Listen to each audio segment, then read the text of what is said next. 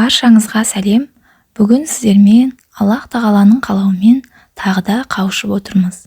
Бұл жалғанда Алланы және қасиетті Құран мен пайғамбарымыз саллаллаху алейхи уассаламның сүннеттерінде келген Аллах тағаланың есімдері мен сипаттарын зерттеуден абзал ілім жоқ екен.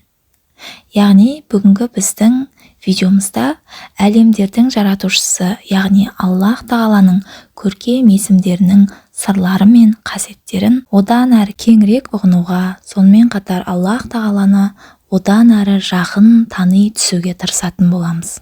Кім ілім жолына түсетін болса, Алла тағала оның жәннатқа баратын жолын жеңіл етіп қояды екен. Сондықтан көркем есімдер мен кемшіліксіз пәк сипаттарды білу исламдағы ең ұлы амалдардың бір тірегі болып саналады. Сол себепті көркем есімдер мен кемел сипаттарды білу ұлы мәртебелі ілім болып саналады екен. Өйткені бұл ілім Алланың разылығына, рахымына, жәннатына жетудің жолын жеңілдетіп қоятын киелі білім болып саналады. Алла тағала кімге жақсылық қаласа, дінді терең білуді нәсіп етіп қояды екен. Ендеше баршамызға Аллах тағаланың ілім жолына түскен, дінді терең білген, осы арқылы жәннатқа баратын жолын жеңілдетіп қойған сүйікті құлдарының қатарында болуымызды нәсіп етсін. Ілім алудың маңыздылығы жайында ислам әлемінде 4-ші халиф болған Әли ибн Абу Талиб радиаллаху анху ілімсіз ғибадатта түсінбей оқыған ілім және ойланып мән бермей оқуда еш жақсылық пен берекет жоқ деген екен. Ендеше Аллах тағаланың көркем есімдерінің мән мағынасын түсініп, кемшіліксіз пәк сипаттарын танып, бұйырса Алланың разылығына бөленейік. Каналға тіркеліп, видеоға лайк басып, Алла разылығын тілейтін достарыңызға видеоны жіберіңіздер. Алланы тануға, сонымен қатар Аллаға құлшылық жасауға кеткен уақытымыз бен күш-жігеріміз еш уақытта босқа кеткен, ысырап болған уақыт болып саналмайды. Керісінше Алланы танып білуге, Аллаға құлшылық жасауға кеткен уақытымыз ең бір берекелі, мол сауаптарға толы, Алланың рахымына толы хайырлы уақыт болып есептеледі. Олай болса, бисмиллахир-рахманир-рахим деп бастаймыз. Пайғамбарымыз саллаллаху алейхи уассалам былай деген екен: Алланың 99 есімі бар. Кім оларды жаттап алса, жәннатқа кіреді деп, осы есімдерді жаттаған адамның жәннатқа баратынын айтып сүйіншілеген екен. Алла тағаланың есім сипаттарын білудің пайдасы бұл біздің басымыздағы түрлі қайғы қасиеттеріміз бен уайымдарымызды кетіріп, оны қуанышқа айналдырып, жүрегімізге тыныштық нәсіп етеді екен. Қасиетті Құранда былай айтылған: ең жақсы атаулар Аллаға тән, оған сол аттармен жалбарыныңдар. Яғни сол көркем есімдермен үн қатып дұға жасаңдар деген екен. Тілекті Алла тағаланың көркем есімдеріне жүгіне отырып сұрау дұғаның қабыл болуы шарттарының бірі екен. Яғни жалпы көркем есімдерінің мағынасына сай Алладан сол есімдерді атап тілек тілеу.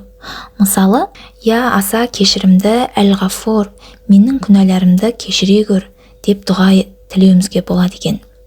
Сонымен қатар ерекше мейірімді деген мағынаны білдіретін Аллах тағаланың 3-ші көркем есімі ар-рахим. Яғни біз я ар-рахим, ерекше мейірімді, ар-рахим, маған мейіріміңді төге көр деп осылай дұға жасауымызға болады екен. Сонымен қатар Аллах тағаланың 6-ші көркем есімі әс-сәлам. Яғни бейбітшіл, есендік беруші, өзінің жаратқан мақлұқтарына амандық береді. Яғни осындай мағынаны білдіреді. Яғни я әс-сәлам, маған және менің отбасы мүшелеріме амандық бере көр деп тілеуімізге болады екен. Сонымен қатар 18-ші есімі ар-разақ, яғни ризықтандырушы. Осындай мағынаны білдіреді екен. Я ар-разақ, маған мол ризығыңды нәсіп ет, мол дәулет нәсіп ет деген сияқты өзіміздің материалдық жаңағыдай мұқтаждықтарымызды Аллах тағаладан осы ар-разақ есімін айтып отырып тілеуімізге болады екен. Және де Аллах тағаланың 36-ші көркем есімі, яғни әш-шакур, Бұл есімнің мағынасы алғыс иесі, жақсылыққа қарымта қайтарушы. Біз осы есімді атай отырып, я аш-шакур, мен сенің барлық осы уақытқа дейін берген нығметтеріңе, барлық осы тағдырыма мен разымын.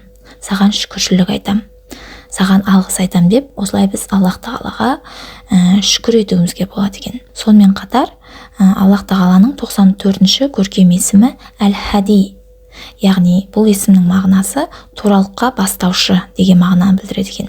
Және де бұл есімді біз зікір етсек, бізді тура жолға бастап, сонымен қатар біздің балаларымыздың сотқар мінезді болмауын тілей алады екенбіз. Осы әл-хади есімін зікір ету арқылы біз осындай жақсылықтарға қол жеткізе алады екенбіз. Яғни я әл-хади, я тура жолға бастаушы, я туралыққа бастаушы, мені тура жолыңа сала көр, мені өзіңнің хақ жолыңнан адастыра көрме деп осылай тілегімізді айтуымызға болады екен. Алдыңғы видеоларда біз Аллах тағаланың 1 мен 6 аралығындағы көркем есімдерінің қасиеттеріне кеңірек тоқталған болатынбыз. Енді 7-ші есім әл-муъмин, аса сенімді деген мағынаны білдіреді. Ал толық мағынасы аса сенімді, қорғаушы, қауіпсіздік сыйлаушы, өзінің сүйікті құлдарын қауіп қатерден сақтайды. Міне осындай мағынаны білдіреді екен. Ал әл-муъмин есімінің қасиеттеріне келер болсақ, бір мұсылман шынайы ықыласпен әл-муъмин деп осы есімді үзбей айтып жүретін болса, күпірден, Аллах тағалаға ортақ қосудан, өтіріктен, адам және жындардың жамандығынан аман болады екен. Аллах тағаланың қалауымен түрлі ауруларынан құтылады екен.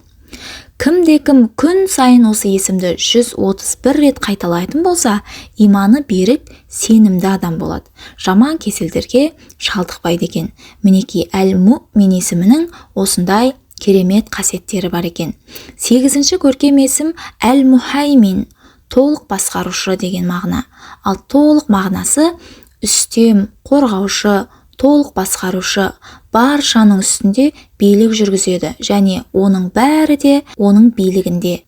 Әл-мухаймин есімінің қасиетіне келер болсақ, кім осы есімді жазып, өзімен бірге алып жүретін болса, мал, мүлкі мен ризығын Алла тағала қорғап сақтайды екен.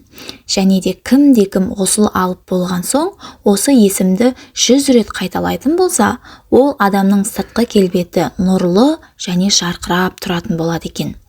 Алла тағаланың 9-ші көркем есімі әл-азиз, үстем, аса даңқты, бәріне құдіретті.